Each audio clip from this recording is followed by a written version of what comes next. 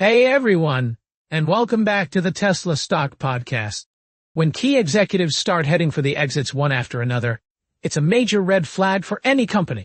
For Tesla, it's becoming a worrying trend, raising serious questions about the company's stability at a time when it's also facing a major battle over corporate governance.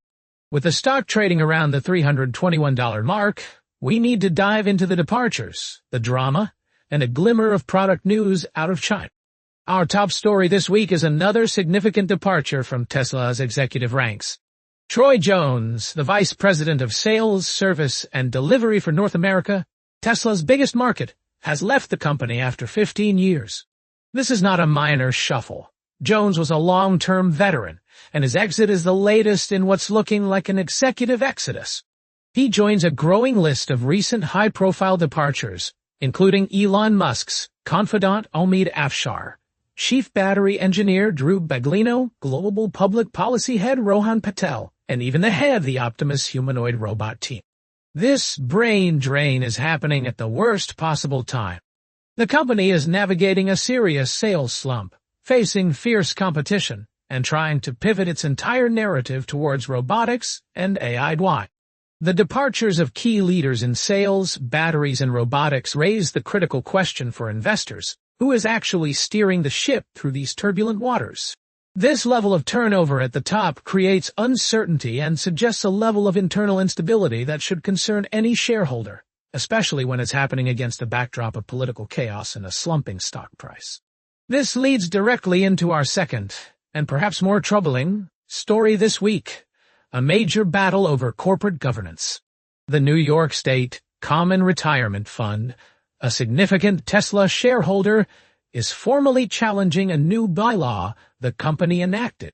This new rule requires an investor to own 3% of Tesla's stock, worth about $30 billion today, in order to file a what's known as a derivative lawsuit against the company for things like a breach of fiduciary duty. To understand why this is so controversial, you need to look at the timeline. After a Delaware judge voided Elon Musk's $56 billion pay package, Musk pushed to move Tesla's state of incorporation from Delaware to Texas. To get shareholders to approve this move, Tesla assured them that their rights would remain substantially equivalent under Texas law. Then, almost a year later, Texas changed its law to allow this 3% ownership threshold. The very next day, Tesla's board amended its bylaws to adopt this new, highly restrictive rule. The New York Comptroller is calling this a bait and switch and says Tesla deceived shareholders. This new rule effectively insulates the company's directors and officers from accountability, as only 3 major institutions currently own enough stock to meet the threshold. At a time when investors are already questioning the board's independence from Elon Musk, the board has made it nearly impossible for those same investors to hold them accountable in court. Personally, I think this sends a terrible message. It suggests a company that is more interested in building a fortress around its leadership than in embracing transparency and good governance. But while the drama unfolds in the boardroom and in the headlines, there are signs of life on the product front, particularly in Tesla's most important and competitive market, China.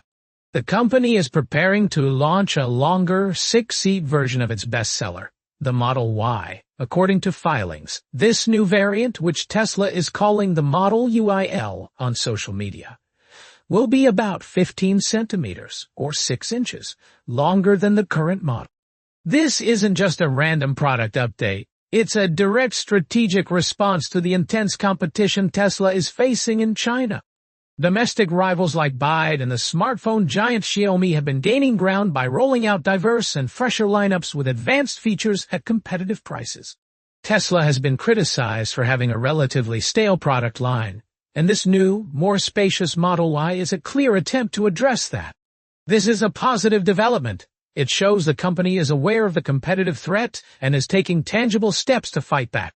But the bigger question remains. Is a slightly stretched version of a years-old model enough to halt the momentum of rivals who are launching brand-new, innovative, and aggressively priced vehicles every few months? So, to sum it all up, we have an ongoing executive exodus that raises serious questions about internal stability and leadership. We have a major corporate governance battle brewing over a new bill law that appears to shield the board from accountability. And we have a much-needed, but perhaps incremental, product refresh in China aimed at fending off fierce competition. This brings me to my question for you.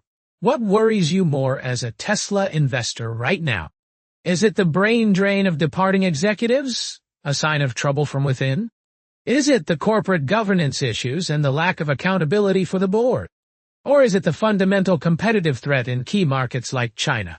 Let me know your thoughts down in the comments section below.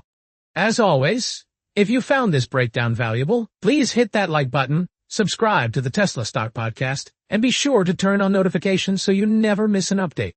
Thanks for listening, and we'll see you next time.